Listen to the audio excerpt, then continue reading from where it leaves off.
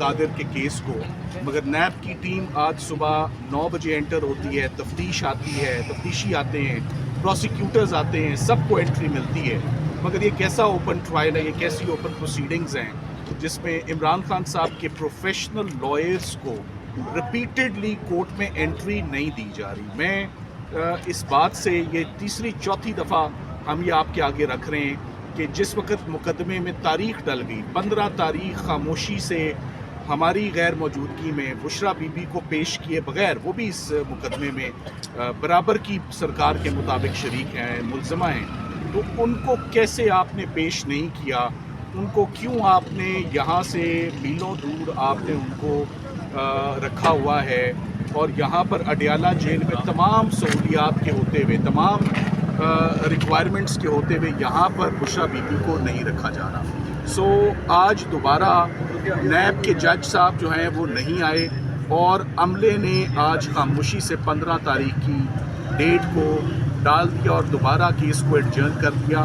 یہ legal team ان کی کھڑی رہی 3 گھنٹے، اور 3 گھنٹے کی بدستور ڈیلیبریشنز کے بعد، ریپیٹڈ ریکویسٹ کے بعد، اور ایک فارمل اپلیکیشن کے بعد کہ قانونی ٹیم کا عمران خان صاحب سے ملنا بہت ضروری ہے. تو پتہ نہیں کیوں، کن وجوہات پر آج قانونی ٹیم کو عمران خان صاحب سے ملنے نہیں دیا جا رہا تھا. مگر مجھے عمران خان صاحب سے مل کے سب سے پہلے تو یہ خوشی ہوئی کہ مجھے لگ رہا تھا کہ وہ تازہ جم کر کے اور ایکسرسائز کر کے اور نہا کے آ رہے تھے، بڑے فریش تھے، بڑے اچھے موڈ میں تھے. اور سب سے جو امپریسو بات تھی، he was very well informed. He exactly knows what is going on. He exactly knows how the elections took place. انہوں نے الیکشنز کے حوالے سے بڑی تفصیلی ہدایات عمیر نیازی صاحب کو دی، جو انہوں نے آپ سے شیئر کی، کچھ ان کے میسیجز میں وہ دیے. کرمنل کیسز کے حوالے سے انہوں نے، میں آپ کو یہ بتاتا چلوں کہ خان صاحب 16 مہینے سے کرمنل کیسز کا ون آفٹر دی ادر، کبھی لاہور، کبھی کوئٹہ، کبھی کراچی، کبھی اسلام آباد، کبھی پنڈی، کوئی ایسا مقدمہ نہیں، کوئی ایسا جرم نہیں جس میں عمران خان صاحب کو جس کو انہوں نے فیس نہ کیا ہو، کوئی ایسا مقدمہ نہیں جو جھوٹا نہ ثابت ہوا ہو، کوئی ایسا مقدمہ نہیں جس میں ضمانت نہ کنفرم ہوئی ہو. سو آج دن تک میں ان کو اس بات کی خراج تحسین پیش کرتا ہوں کہ آج خان صاحب کو 5-6 ماہ ہو گئے ہیں جیل میں. انہوں نے کسی ایک دن مجھ سے نہیں پوچھا کہ میں اک گیا ہوں یا تھک گیا ہوں یا مجھے کس دن باہر نکالو گے. سو ہیٹس آف ٹو ہیم کہ وہ اپنے اسی مضبوطی سے وہ کھڑے ہیں. انہوں نے کسی دن لیگل ٹیم کو پریشرائز نہیں کیا کہ میرے باہر نکلنے میں کتنے دن ہیں. البتہ ہم اب یہ ضرور سمجھتے ہیں کہ ان مقدموں کا ایک اینڈ ہونا چاہیے، ان کا ایک لاجیکل کنکلوژن ہونا چاہیے، اور اب دن آ گئے ہیں کہ عمران خان صاحب کو ان تمام مقدموں اور ان کی بھنور سے باہر نکل کے واپس اپنی عوام میں ان کو آنا چاہیے. الیکشنز آپ کے سامنے ہیں، وہ آپ نے دیکھ لی ہیں. لیگل کیسز میرے سامنے ہیں، وہ سارے کے سارے کھوکھلے ہیں، سارے بے بنیاد ہیں، سارے ریت کا پہاڑ ہیں، ایک ہوا کے جھونکے سے سارے گرنے والے کیسز ہیں. وہ غلط جملہ نہیں بولا کہ 10 سیکنڈ اور 14 سیکنڈ میں کرمنل کیسز ختم ہوں گے. آپ ان کیسز کو شروع تو کرنے دیں. انہوں نے جاتے جاتے مجھے یہ ضرور کہا کہ میری اپیلز توشہ خانہ میں، سائفر میں اور عدت کے کیس میں جلد از جلد وہ اپیلیں لگائیں. اب تو آپ چیف جسٹس اسلام آباد ہائی کورٹ کو آپ میرے بہاف پر کہہ سکتے ہیں کہ الیکشنز بھی ہو گئے، اب تو میری اپیلیں لگائی جائیں اور اپیلیں جو ہیں وہ سنی جائیں. جتنے بھی آج دن تک قانونی مقدمات عمران خان صاحب نے فیس کیے ہیں، میں آج بات ضرور کہنا چاہوں گا. 3 ایسے مقدمات تھے جس میں میں نے، ویسے تو ہر کرمنل کیس میں جو مقدمہ فیس کر رہا ہوتا ہے اس کو تکلیف ہوتی ہے، مگر 3 ایسے مقدمے میں نے دیکھے جس میں ان کو دلی دکھ ہوا. پہلا مقدمہ تھا ذلِ شاہ کا. ذلِ شاہ کا جو مرڈر ہوا اور اس کا ذمہ دار عمران خان صاحب کو ٹھہرایا، میں نے ان کو زیادہ ہرٹ پایا.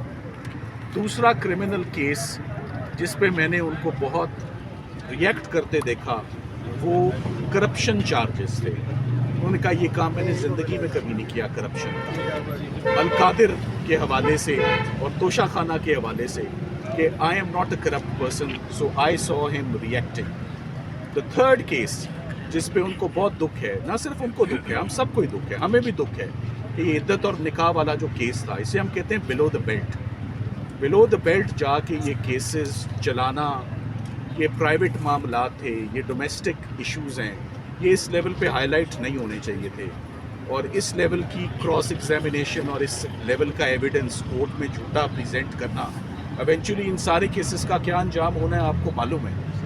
It's only a matter of when. But عدت کا کیس تیسرا کیس تھا جس پہ خان صاحب بہت افسردہ تھے کہ یہ نوبت یہاں تک آ گئی ہے. انہوں نے اینڈ میں یہ ضرور کہا کہ بشرا بی بی کو کیوں ادھر بند کمرے میں تاریکی میں ان کی کھڑکیاں بند کر کے ان کو وہاں پر ٹف ٹائم وہاں پر دیا جا رہا ہے. وہاں پر ارد گرد کوئی اور خواتین نہیں ہیں، ان کو اکیلے وہاں رکھا جا رہا ہے. ان کی اپیل ہے کہ ان کی بیگم کو نہ ان کی خواہش ہے عمران خان صاحب کی، نہ ان کی بیگم کی خواہش ہے، نہ ان کے کسی وکیل نے کسی جگہ ان کے بہاف پہ کوئی درخواست دی. سو وہ چاہتے ہیں کہ جیسے تمام قیدی اپنی قید کاٹتے ہیں جب تک ان کی سزائیں معطل نہ ہو جائیں یا ضمانتیں نہ ہو جائیں، بشرا بی بی سے بھی کوئی امتیازی سلوک نہ رکھیں.